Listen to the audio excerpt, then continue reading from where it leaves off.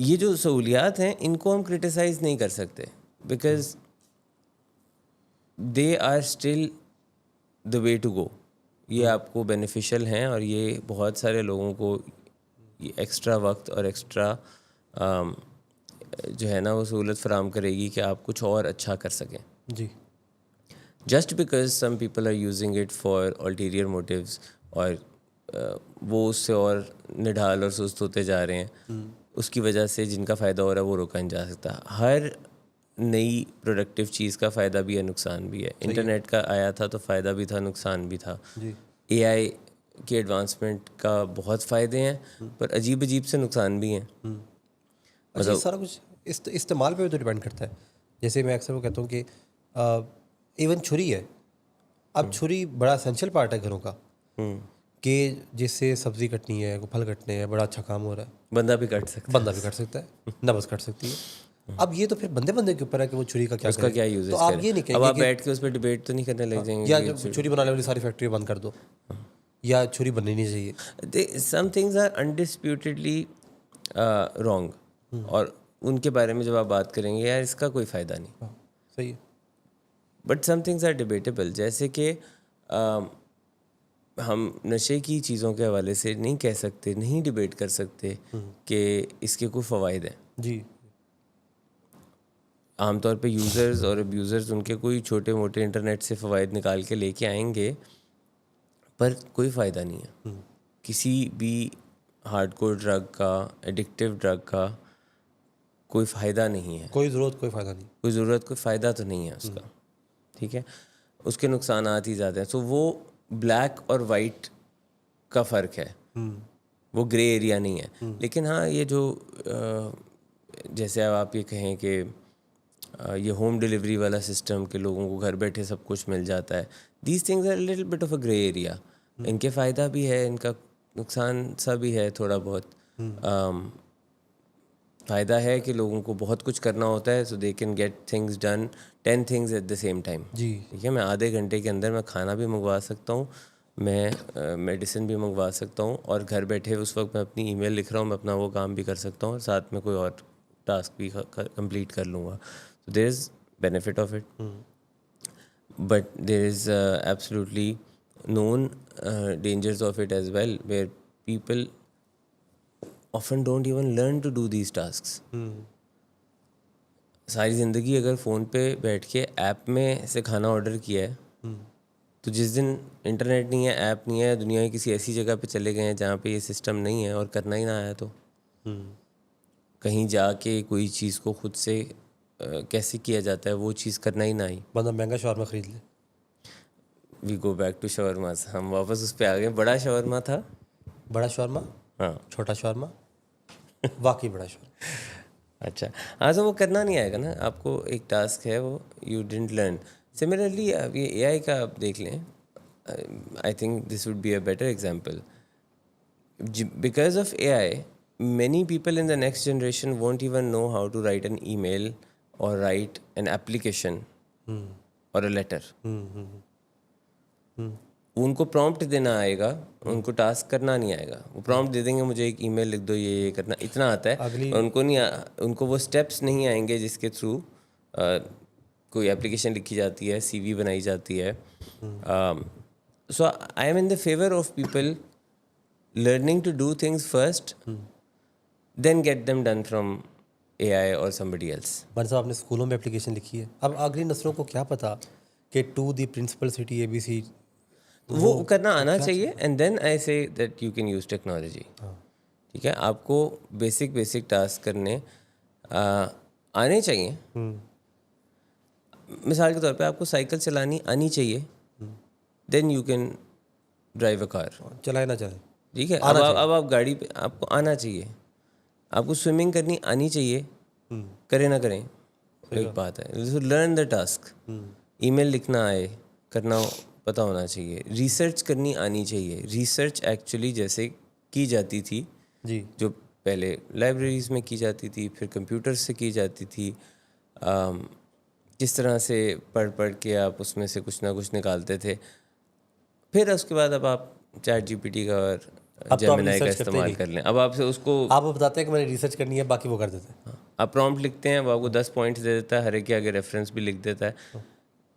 Definitely these things are making life faster, easier, better. पर फिर भी आप अभी एटलीस्ट हम फुली शिफ्ट नहीं हो गए हैं उस दुनिया में जहाँ पे सारे काम एआई ने करने, तो आपको करना आना चाहिए।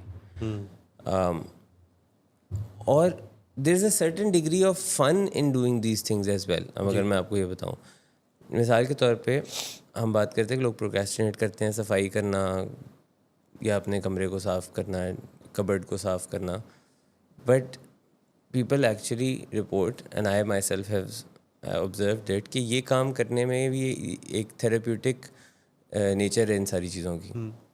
There is certain untangling that happens in your brain when you are cleaning something और sorting समथिंग आउट। आप तो चीज़ों को अपनी अपनी जगह पे जब सही कर रहे होते हैं तो आपका दिमाग कुछ ना कुछ प्रोडक्टिव, कुछ क्रिएटिव, कोई इमोशनल रेगुलेशन वो कर रहा होता है। आपका स्ट्रेस मैनेज होता है। बहुत सारे लोग ऐसी चीज़ों को रिपोर्ट करते थे, इन्जॉय दीज थिंग्स। बहुत सारे लोग अपनी गाड़ियाँ धोने के प्रोसेस को इन्जॉय करते हैं और वो ये काम खुद करते हैं, बावजूद घर में हेल्प होने के, बावजूद घर में ऐसे जो है वो उनके लाजमीन के होने के जिनका ये काम है, लोग खुद इस चीज़ को करना पसंद करते हैं because there is a certain degree of relaxation in it and these are therapeutic in nature.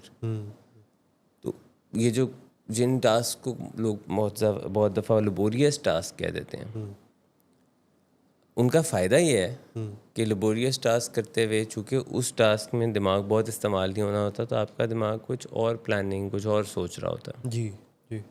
So that is a factor as well.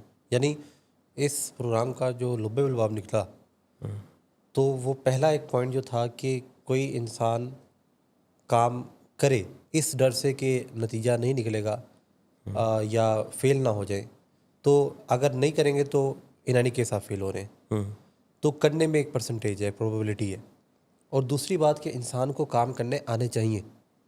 हाँ, आप उसको फिर अपनी आसानी के लिए ना करें या आप उसमें किसी दूसरे की मदद, किसी एआई की या कोई और चीज़ वो कर लें, वो एक अलग चीज़ है, लेकिन आपको काम करना आना चाहिए। Because then you will also have an eye to जज the work that AI has जी, डन जी। फॉर यू, ताकि आपको करना तो आ गया ना, वो भी तो कौन सा 100% काम कर देता है। जी। सिमिलरली अब एक सालों तक आपने जो है वो गूगल के थ्रू चीज़ों की रिसर्च की है, जिसमें फिर कुछ हद तक आपने यूट्यूब से भी मदद ली है, लोगों के रिव्यूज़ भी देखे हैं, what to buy, where to buy from, कौन सी चीज़ बेहतर है, कौन सी नहीं है। अब आप जब AI की हेल्प लेते हैं, it is of course more faster and a little more efficient, but still not perfect. आपको करना आना चाहिए, आप सिर्फ उसकी मान के नहीं चल सकते। A lot of people have regrets कि ChatGPT ने कहा था, मैंने कर लिया, ये तो ठीक नहीं है। सही बात है। सो उसके यहाँ तक कि अब आप जाएंगे इंटरनेट पे तो आपको सारे जो आर्टिफिशियल इंटेलिजेंस की एप्स हैं, इन सब के अब कंपैरिजन्स भी मिल जाएंगे, which one is better at what, और वो देखने चाहिए because many people started blindly relying on them.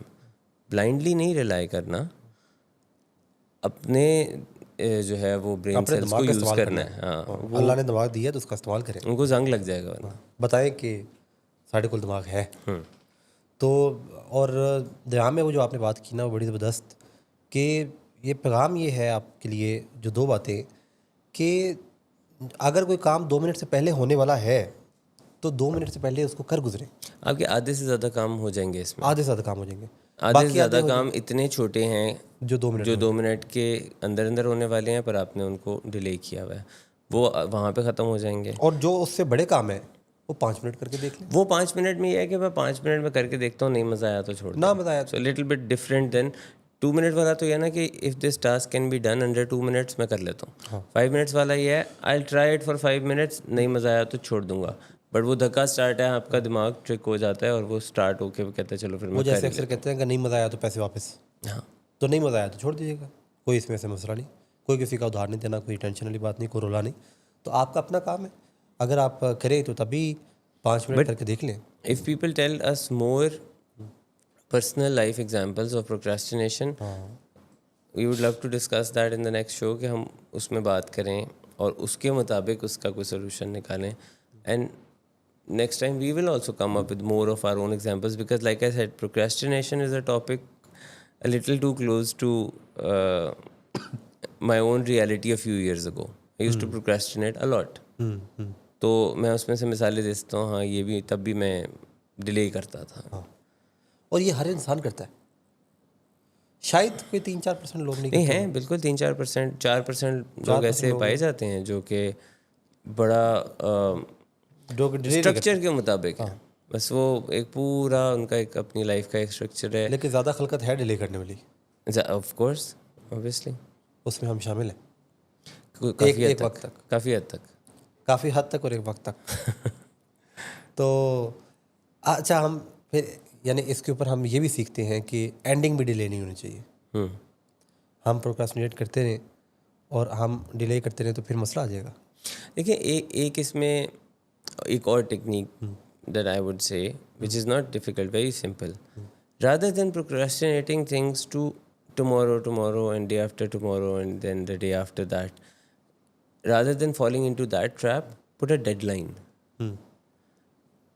Again, it is a way to trick your brain. Brain deadlines को serious लेता है. ठीक है. कल को serious नहीं लेता वो. कल और परसों को वो serious नहीं लेता.